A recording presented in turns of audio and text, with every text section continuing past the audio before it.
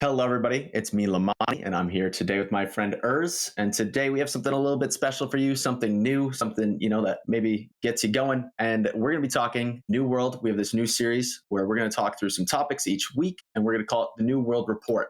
Here's what we're going to do. We're going to talk 3 topics on my channel, 3 things I think are relevant to that week, and then you'll have to jump over to Urs's channel, and we'll talk his 3 topics, whatever he wants to talk about that week. And what I need you to do is do all that weird YouTube stuff like I constantly ask you to do: like, comment, subscribe, ring the bell, tell your grandma, your grandpa, everybody you know, so you can get the whole episode. So today we're just going to get right into it, Urs. I think first, PvP balancing. There's a lot of things going on in the PvP meta per se. We've got void gauntlets running around everywhere. We got one-shot ice spikes. We got the, if you want to go, my biggest thing is always Warhammer Great Axe and all the CC they have. We have the bow and how strong it is. How do you feel right now about the current meta of PvP? I don't know how I feel about it. I think there's a lot of things. I don't know where I'd like to see it shift, but I'm curious to hear your thoughts. I am a total degenerate. I am running Void Gauntlet, Ice Gauntlet as my 2 weapons here. And I came from trying to be this exotic guy with muskets and all sorts of stuff. None of that worked. It just came time to actually do something. So I'm running Void Gauntlet, Ice Gauntlet, and I feel like Void Gauntlet needs a nerf, and if you saw the news, it's just getting blessed, I think. So they feel differently. And I think this is going to be a weird trend that we're going to see from AGS, is that they're going to be overtuning weapons. I think Blunderbuss is probably going to be overtuned upon release because they want to generate, interest and excitement. But everything that I see is pretty much Void Gauntlet, Ice Gauntlet. A few Dex players and OPR bouncing around with their bows. Not a lot of muskets. Maybe on your server, it's a little bit different story. I came from running Great Axe and Hammer, and that was a lot of fun. But we had a new, with server merges, we had a bunch of new people come in that were running actually counters to that stuff. So I went from Bruiser to more of a mage build, and I'm actually quite enjoying Void Gauntlet. It's a lot of fun. I know you're a healer, Lemoni. What really bothers you with the current meta? Listen. All right, my biggest thing is I strongly dislike the Warhammer Great Axe in the sense of, like, you run up there, you got like these light armor assassins with the kind of like a bruiser comp that you'd think would be a bruiser comp. Right. They go in, they hit Maelstrom, and then they one-shot everybody, which I think is absolutely obscene. Yeah, there's ways to counter it. But I think as a healer, what really bugs me is the amount of CC, right? So like Warhammer and the Great Axe, like you hit Shockwave, Path of Destiny, you flatten me, you hit me in a Gravwell, and then you pull me. Right? There's like 5 CCs on demand right in a row, and you can stack them, right? So like there's no diminishing returns on stuns. So I can just get chain CC'd. And I mean, this is going to lead into my other point that I want to talk about. But even then too, look at the Void Gauntlet, like Scream, sure, there's ways I can dodge it. But if you get screamed on, you're toast. If that's a 3-second route, you're just done. I will say, and then, sorry, go ahead. No, all you. Okay, no, I will say, like, I think Void Gauntlet's gotten a little bit worse. I think people have adapted to it. A lot of people can telegraph the scream coming from a mile away, and they just know when you get in range. And a lot of people are rolling in light now, so I think Void Gauntlet's got worse. I do agree, when you just get a group of heavy bruisers together, you just get CC'd into next week, right? Like you can't do anything. There's just nothing. Now, are you rolling in light or heavy for your? I started actually PvP healing in light, and like that's obviously right. If you're in light, you're like a piece of paper. You're going to get destroyed. But I mean, this is, again, like I was saying, going to roll into my next thing, talk about the rapier. And that's pretty much my only line of defense against that stuff. But I guess one question for you with your Void Gauntlet: do you run an ice spike on your ice gauntlet? So I'm going to run the ice spike because I've seen it. I've seen it just do so much work. It's just ridiculous. It's insane. Yeah, it is insane. I mean, you can nuke somebody one shot if they're in light, and it's pretty. But I will say there is a bit of nuance to ice spike. I started with it, and I think that, it's kind of a rewarding mechanic where if you master it, you do have to time it. You have to time 2 different things with the ice spike. So I'm okay with it having a large amount of damage. I mean, it's a lot more. 100% agree. Yeah, it's a lot more intuitive than just like laying down like an ice storm, right? Like you're really doing stuff. Yeah, for sure. And if you look at the ice spike, right? Okay, right now you have to kind of aim it weird just because it's like buggy a little bit. You got to aim it at their feet to the right to get all 3 to hit. And I think they're actually changing that on the PTR actively as far as where you have to hit your ice spike, and it should just be dead on. But it is kind of rewarding, right? This is a giant ice spike hitting you. I get it. And it's hard to hit. It should be rewarding. Yeah. But I mean, I think just in general, it is a little tough given how much CC is currently in PvP. And don't get me wrong, there should be CC, but there's a point where it's like, all right, when we can just stack it constantly, that's where I have an issue. But this is going to lead into my rapier talk. How do you feel about the rapier? So I love rapier. Go ahead. Yeah. So like for me, right, I switched over to Eden and I hit the PvP because I was never able to do OPR on my other server. And all you saw before, like early, probably like a month and a half ago, was just Warhammer Great Axe constantly. And you still see it, right? Or you see a spear for CC, or you have the Void Gauntlet CC like we were talking. But like the rapier is the only thing that allows me to actually PvP. I can't really PvP as a healer without anything else, because as soon as I get focused, like they will come at me with CC and I have no other options.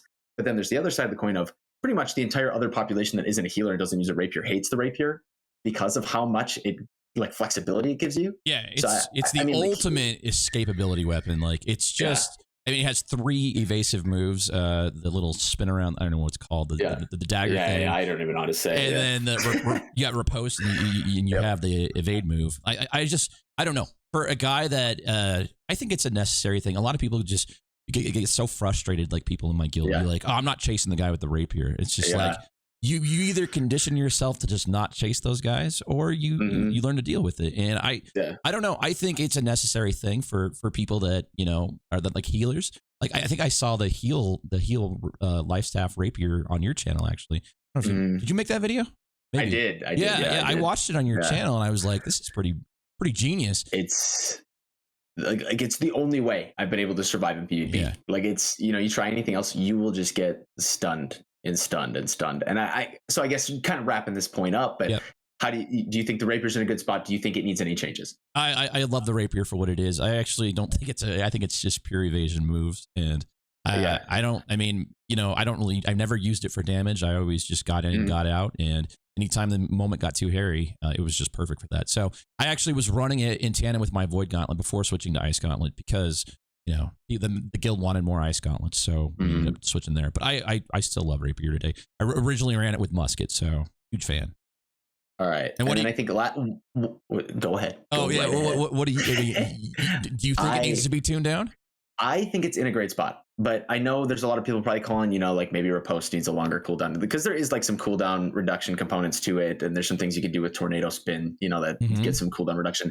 I can get a lot of riposte off, and I will say, some people don't like that, but at the same time, I should be able to at least riposte a couple of the CCs that are coming at me within like a 15-second period. Not I'm gonna get chain CC'd anyway, so give me something. See, I sort of think that's a tweak to the Warhammer than it is to the rapier. Like the Warhammer is just sort of bonkers, man. I don't know. I think if they're gonna change anything, they would change both, right? You change. If you gave like diminishing returns to stuns, then you maybe make a longer cooldown on like riposte or something just to counteract that. Yeah. But going to the next thing, last point on this, animation canceling, right? We've seen things where people can jump shot with bows. We see Void Gauntlet slides. You can do roll animation cancels. How do you feel about animation canceling? Well, I suck at it, so get rid of it. No, I don't know. I mean, I think you got to be just the sweatiest player to be doing that sort of stuff. And, if it's a skill gap and you can eventually learn it, then it's fine, right? Like, I don't know. I think it's okay. It's just the Void Gauntlet one's a little funny. That's the one I was going to say is I think animation canceling has a spot in PvE too. If you're able to do it, there's that skill gap, and that's what makes better players. But as far as creating a new ability that allows you to slide, I think it was 22 meters max, which is like the longest distance of any ability. That's absurd, especially with something with the Void Gauntlet. That was just not intended, and like that's the kind of thing that I'm like, all right, please don't use that. That's the animation case I don't want to see. There's exploits, and then there's just like little skill gap things, like okay, I agree. Yeah, I think it's like if it completely changes the weapon, get it out of here. But if it's something, makes it a little bit better, even I did see they were planning to start working on like animation roll canceling. I don't want to see that go. I think that's a really important one as far as like movement, and especially as a healer and getting locked down. I need to be able to animation cancel my rolls. I do it. I have this muscle memory where I hit like Shift and X at the same time, just so I can every time I roll. But I think there's a place for it. I just, it depends on the ability, really. Yeah. Okay. All right. Next topic. Let's get into this. Is a hot one. Gearing and expertise. I just want to know your thoughts on it, Urs. I think for me, I really enjoy the expertise system. I think it was a great system in general. I think it's really important as far as getting gear and actually being able to see our gear scores go up. sure, it's a little bit of like an upgraded high watermark system, but I think what they're doing with the system and the way they're going with it is definitely solid. And I guess I'm just curious to see, there's obviously some things I would tweak with it, but just your thoughts and feelings on it in general right now. Well, so I was not a fan of gear score runs at all. Like once I reached the end game at level 60, I was thought, this is painful. This is not fun. And I remember trying, like you live stream New World. I live stream New World. Walking around in a line, clicking on chests is not engaging content at all. It's the most boring thing. At least with expertise, and let's just talk about the best change first and foremost, and that is the showing the level next to the gear piece. Yeah. That is just I had people telling me back in the day, like before that it showed the level, they would I would have the highest piece in a random inventory somewhere that I could go reference to know like, okay, this is the highest watermark I have. Yeah. So the fact that we have clarity around that's the best change ever. But I will say my favorite thing is, obviously targeted upgrades. You can target the expertise that you want to improve. That feels great. There's now seven gypsum, seven different ways that you can play the game. I will say, as a solo player, like I do spend a lot of my time on stream, and some of those things are just not quality streaming things. I do enjoy OPR. I generally get my OPR gypsum every day, diamond gypsum for the events. I'm gonna be sad when that goes away. I'm gonna be just distraught when that goes away. But diamond gypsum, emerald gypsum, easy to get every day. And then I'll do obsidian, which is like I go visit my friend Ivan up in Ebonscale Reach. Yep. Farm Ivan. And then, I'll pop attunement at that and try and get topaz on top of that. So usually I'm hitting about 4 or 5 a day, depending how hard I want to go after it. So I love the gypsum system. I would love the gypsum system. I would love to see additional ways to get more gypsum because they're like, I don't do a lot of expeditions. I know you do a ton of them. There's things like that where I'm just never going to get it. And portals again, not really engaging content for me. So what do you think? What do you think, Lemoni? So here's what I like. I think it promotes all kinds of different styles of gameplay, right? Like typically people who aren't PvP players, they'll go do OPR, but then that's a whole other topic we can hit eventually is, when you get those hour-long OPRs and you get the same reward as a 5-minute one. But that's but I have to do PvP. I have to do PvE. I have to do crafting. I can run around grab portals if I want to. I can go do arena boss, right? It promotes every aspect of gameplay. But here's where I have a problem with it is new players, right? One of my really good friends, Dan, you'll listen to this, but he just hit 60. He took a break from the game because he just wasn't loving it. And then, with all these systems coming, mutators, and we'll talk about those later too, he's like, hey, I like this. But as a fresh 60, getting this gear score expertise grind is tough. And like you're saying, the chest runs, not active at all. That is one of the worst mechanics, in my opinion. It just isn't, that's not what my content should be. And I want to talk about that when we get into my next topic.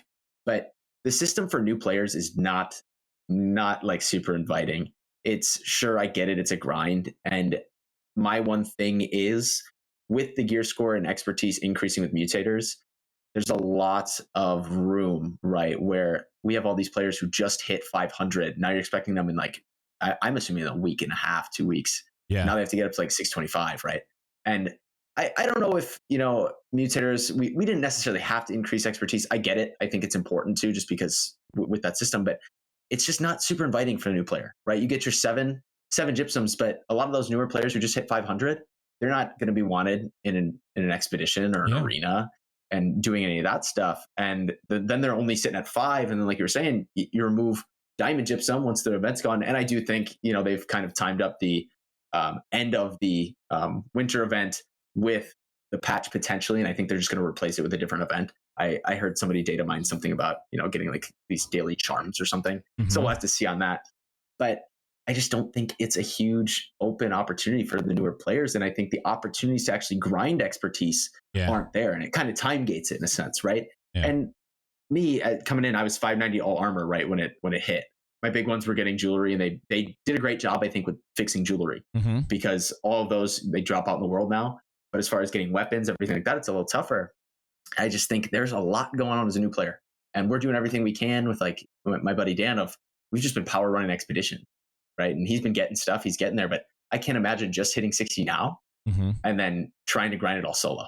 So for the solo and new player, not necessarily the greatest. They have to address the solo player. Yes. And then there's times, and if you're on a dead server, if you're a morning player, I can only speak for, my 2 servers I've been on. nighttime players have a lot more people to interact with and a lot more people to run missions with and do stuff with. Yeah. If you playing during the daytime on a dead server, it's like good luck with that. Yeah. Good luck queuing OPR. Yeah. Like stuff like that. I mean, like and that's another one. Pre-merge OPR would take 3 hours to pop on my original server. Yeah, that's what mine used to be like. Yeah. And now I have OPR constantly. It's beautiful. It's absolutely beautiful. But I just think it's more ways. I like more ways. Yeah, I like where the system's at, but for the solo, the new player, it's a little tougher. Give us some kind of catch up mechanic. I think if they could leave the system as is, if they had a catch up. Yeah. Right. All kinds of MMOs, like, hey, you just hit it.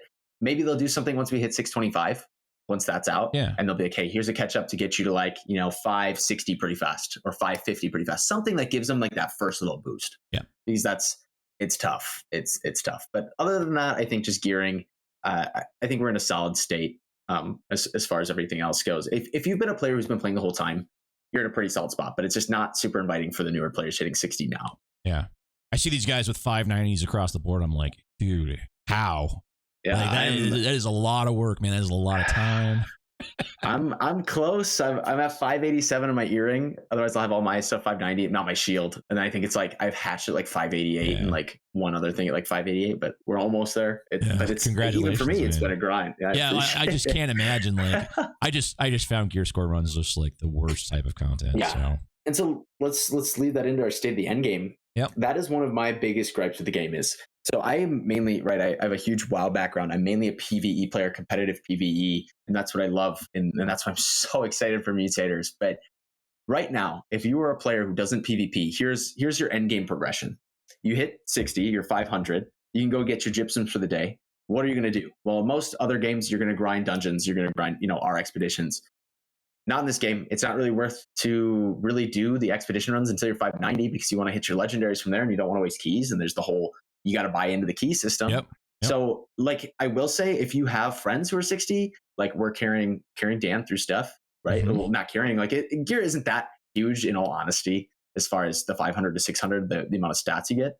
But it's still if you want to get your expertise gains, running expeditions are one of the best ones, right? Because you get guaranteed drops from each boss, right? A guaranteed expertise increase. There's all these chests, but you hit 60, you're at 500, you can do your gypsum. But here's your PvE progression: chest run, hit 590, then do Laz and Gen. Yeah, and Laz and Gen are some of the most that's supposed to be your endgame PvE content. And then sure, I think you could do chest run, maybe throw in an arena here once a day. You can also get a guaranteed drop. It's a guaranteed expertise increase from arenas, but again, some people are charging for those keys. It's not super inviting. And I will say arena bosses are more challenging than expedition bosses, 100%. But it's just not a great progression. It's you would, in most games, you would have hey, I hit 60, I'm going to grind normal dungeons, then I'll have heroic, then mythic, World of Warcraft, then you're doing raids, right? And there's PvE progression. There isn't really a sense of PvE progression. And that's what hurts me, but I guess... I think it speaks to the larger problem that they didn't design this game with PvE in mind. They added it later, and it just feels like an afterthought. And I think the best thing they could do to in game is add soloable PvE content. I just feel there's times where I'm I don't know what to do. I just look at myself. I'm I don't know what to do, and I'm there's literally a million things I could do, but I've just started buying into keys. Yeah, it's and that's. I'm enjoying that, but you do hit that point where what do I do? And it's I just hit that point yesterday. I'm what do I do? And I'm well, I guess I'm gonna start fixing my stone cutting and working up, woodworking and things like that. I can do those things, but do I really want to do those things? It's not really. But and it's tough, right? There isn't something. So this is something I proposed, right? I was talking to some of my buddies one day. I was one, you either remove the tuning orbs. Right, I think tuning orbs are it's the gatekeeper of I can't do PvE content. Yeah, right. Because nobody wants to go pay 3K for a Laz orb. Now I've talked about people. If you're struggling with that, make your Laz and Gen orbs get 150 stone cutting and then sell your orbs. Sell the 4 slots, right? Yeah. Then you profit. Then you don't have to worry about it. But then it's okay, once I'm done with those, I'm not. A lot of groups too on my server. They're link your weapons. They want 600 weapons, right? And it's all right, it's not super inviting for PvE, but the issue is, too, we have mutators coming in. Don't get me wrong. I think that's great for PvE if you're at the 590 or endgame level, right? There's not this the starting and midpoint, we have all the super endgame stuff coming, and mutators are going to be great for that. But a 501 player is not going to go jump into a mutator. Right. They're not going to have the gear, the trophies, any of that stuff. Exactly.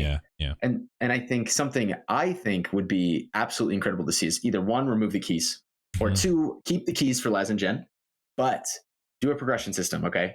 You start with like, you have Amrine and Starstone as like a, they're open, but you can only grind up to like maybe 550, something like that.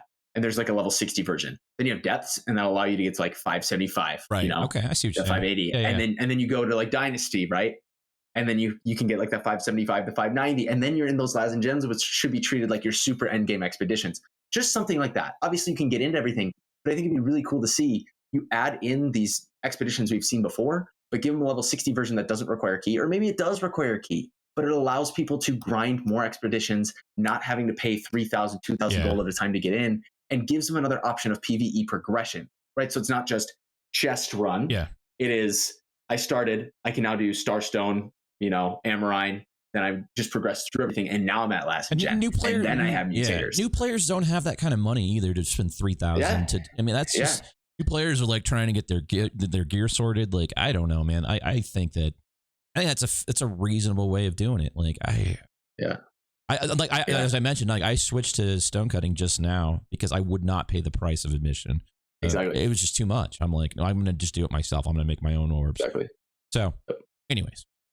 Yeah. And I think the last thing, and then we talked about PvP, but I think the one thing as far as endgame goes with PvP, we're going to need rated PvP content, which we know is eventually coming. They've talked about it. But I think right now, if you're a PvP focused player, you have wars. But if you can't get into wars, you have OPR.